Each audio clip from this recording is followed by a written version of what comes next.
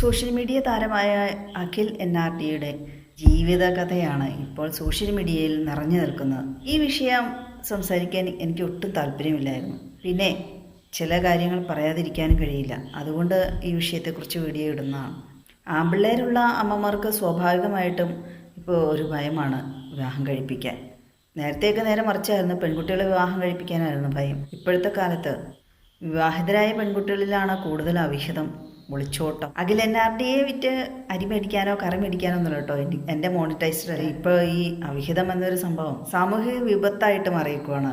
അഖിൽ NRDയുടെ ഭാര്യയായിരുന്ന ഇപ്പോൾ ഒളിച്ചോടി എന്ന് പറയുന്ന ആ പെൺകുട്ടിയുടെ അമ്മ ഇതുപോലെ തന്നെ അച്ഛനുമായിട്ട് പ്രശ്നമുണ്ടായിരുന്നു. രണ്ടാമത് കല്യാണം കഴിച്ച ഭർത്താവാണ് കൂടെയുള്ളത്. 10 ഗുണം 10 ഗുണം കാണിച്ചു എന്ന് ഞാൻ പറയുള്ളൂ. ചില ഡോക്ടർമാരൊക്കെ ഇതിന് ന്യായീകരണമായിട്ട് വന്നിട്ടുണ്ട്. എന്തോ BPDയോ എന്തൊക്കെ അസുഖമാണെന്നൊക്കെ പറഞ്ഞിട്ട്. ശരിയാണ്, പച്ചമലയാളത്തിൽ കാമപ്രാന്ത് എന്നൊക്കെ പറയും. അത് പറയാൻ കാരണം ഈ BPD ഏതൊരു യൂട്യൂബ് ചാനലിൽ ഞാൻ കണ്ടു, ഒരു ഡോക്ടർ വിശദീകരിക്കുന്ന ഈ പെൺകുട്ടി ഇങ്ങനെ ഒളിച്ചോടിപ്പോയി, ഇങ്ങനെയുള്ള ആളുകളെക്കുറിച്ച് അങ്ങനെയാണ് ഇങ്ങനെയാണെന്നൊക്കെ പറഞ്ഞിട്ട്. അങ്ങനെ പറയുമ്പോൾ അതൊരു ലൈസൻസാക്കി മാറ്റിയെടുക്കുകയല്ലേ ഇങ്ങനെയുള്ള കാര്യങ്ങൾക്ക്, അവിഹിതങ്ങൾക്ക്. ഒളിച്ചോടിയ പെൺകുട്ടി പോലീസ് സ്റ്റേഷനിൽ പറഞ്ഞിരിക്കുന്നത് അഖിൽ NRDക്ക് വേറെ പെൺകുട്ടികളായിട്ട് റിലേഷൻഷിപ്പുണ്ട്, അതുകൊണ്ടാണെന്നൊക്കെയാണ്. അവന് വേറെ ബന്ധങ്ങളുണ്ടെങ്കിൽ എന്തിനാണ് അവൾ ഇത്ര നാൾ നിന്നത്? അവൾക്ക് അതിനെ എതിർത്തുകൊണ്ട് ഡൈവേഴ്സ് ചെയ്തിട്ട് വേറെ ഒരുത്തൻ്റെ കൂടെ പോയാൽ പോരായിരുന്നു. പക്ഷേ സോഷ്യൽ മീഡിയയിൽ അവന് കഴിവിട്ടാനാണോ അങ്ങനെ ഇങ്ങനെയാണെന്നൊക്കെ പറയുന്നു. വേറെ പെൺകുട്ടികളായിട്ട് അഖിൽ NRDക്ക് റിലേഷൻഷിപ്പ് ഉണ്ടെന്ന് പറഞ്ഞുകൊണ്ട് അദ്ദേഹത്തിന് വേറെ ഫിസിക്കലി പ്രോബ്ലം ഒന്നുമില്ല എന്നുള്ളത് പുള്ളിക്കാരി സമ്മതിച്ചു. പകരത്തിന് പകരമായിട്ടാണ് ഒളിച്ചോടുന്നത് എന്നാണ് പോലീസ് സ്റ്റേഷനിൽ പറഞ്ഞിട്ടുള്ളതെന്നാണ്. എന്തായാലും അഖിൽ NRDയുടെ ജീവൻ തിരിച്ചു കിട്ടി. 2 പയ്യന്മാരുടെ ജീവിതം ആ പെണ്ണ് തുറച്ചു കളഞ്ഞു. ഇങ്ങനെയുള്ള കാര്യങ്ങളിൽ നിയമപരമായ ബന്ധങ്ങൾ വേർപെടുത്താതെ രഹിതങ്ങൾ അതിനെതിരെ തീർച്ചയായും ശക്തമായ നിയമങ്ങൾ വരണം. അഖിൽ NRD ആ പെൺകുട്ടിയെ നല്ല രീതിയിലാണ് നോക്കിക്കൊണ്ടിരുന്നത്. സാധാരണ പെൺകുട്ടികളെ വിവാഹം ചെയ്ത് കഴിയുമ്പോൾ ഭർത്താവിൻ്റെ വീട്ടിൽ വലിയ പ്രശ്നങ്ങളായിരിക്കും, ഭർത്താവായിരിക്കും പ്രശ്നം. ഇവിടെ അതൊന്നും ആ പെൺകുട്ടി പറഞ്ഞില്ല. വാറ്റം ബോംബിട്ടോണ്ടാണല്ലോ പോയേക്കണത്. വേലി ചാടുന്ന പശുവിനെ കോലുകൊണ്ട് മരണമെന്ന അഖിലിൻ്റെ അച്ഛനും അമ്മേനെയും ആ വീട്ടുകാരെയൊക്കെ ഓർക്കുമ്പോഴാണ്. അതുകൊണ്ടാണ് ഇങ്ങനെ ഒരു വീഡിയോ ഇടാൻ തന്നെ കാരണം.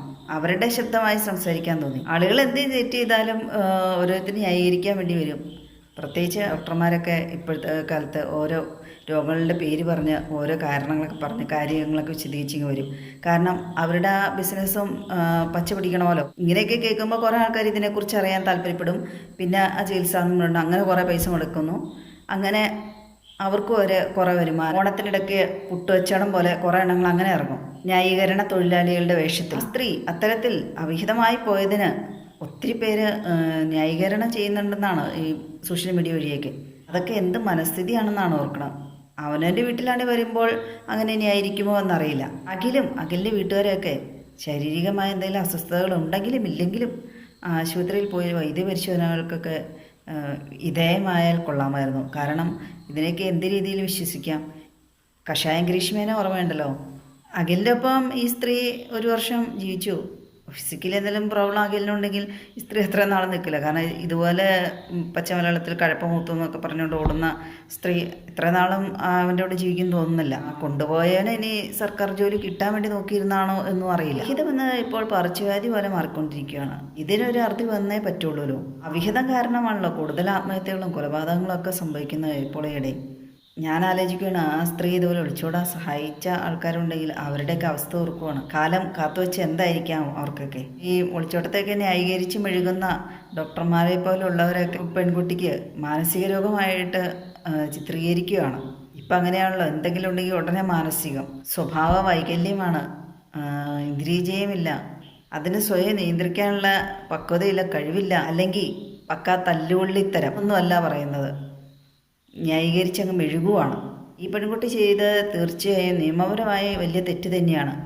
ആ നിലവിൽ ഭർത്താവ് ഇരിക്കുമ്പോൾ നിയമപരമായി ബന്ധം വേർപെടുത്താതെയാണ് മറ്റൊരാളുടെ പോയത്. അയാൾ എന്തൊരു മണ്ടറാണെന്ന് ഓർക്കണം. ഈ സ്ത്രീ ഏതോ അമ്പലത്തിൽ വെച്ച് കല്യാണം കഴിച്ചത് തമ്പനയിലൊക്കെ കണ്ടു വേറൊരു വീഡിയോയുടെ. പക്ഷേ അതെങ്ങനെ നിയമപരമായി നിലനിൽക്കും? ഒരേ സമയം 2 പേരെ വിവാഹം ചെയ്ത് ജീവിക്കാൻ പറ്റില്ലല്ലോ. അങ്ങനെ ഒരു നിയമം നമ്മുടെ നാട്ടിലുണ്ടോ? അല്ലെങ്കിൽ അയാൾ നിയമപരമായി തന്നെ രേഖാപരമായി ഒന്നും ചെയ്തിട്ടില്ല. ആ പെൺകുട്ടിയായിട്ട് വിവാഹം കഴിച്ചു എന്നുള്ളതിന് വെറുതെ ഒരു ചിരട്ടം കെട്ടി വിവാഹം എന്ന് പറഞ്ഞ് ജീവിക്കുമായിരിക്കും. ഇനി ലിവിങ് ടുഗദർ എന്ന് പറയാൻ അതിനെ ഇപ്പോൾ ഉള്ള വാക്ക്.